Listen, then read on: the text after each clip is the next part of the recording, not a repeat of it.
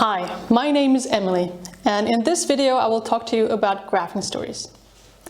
A graphing story is a classroom routine that you can use to develop students' knowledge of graphs, functions, and mathematical models. It was pioneered by the American math teacher Dan Meyer, and here is how it works. You start by showing your students a short film of an everyday event. It could be a glass filling with water, a salmon cooking in the oven, or a swing moving back and forth. You then ask the students to draw a graph to describe the event. For instance, how the height of the water, the temperature of the salmon, or the speed of the swing changes with time. Now, in order for the students to be able to describe and compare their graphs, they're going to need some mathematical vocabulary.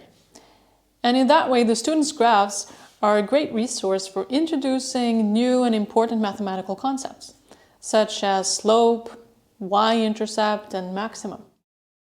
And when the students have worked with several different graphing stories, it becomes natural to name the different graphs and to put them into categories such as linear, exponential, or periodic. And those concepts are not just introduced because we've reached that page in our textbook. They're introduced because there is a need to distinguish between the different graphs that the students have seen. Now, once the students have discussed and compared their different graphs, they're usually pretty curious to see what the correct graph looks like. So each film ends with the correct graph being shown.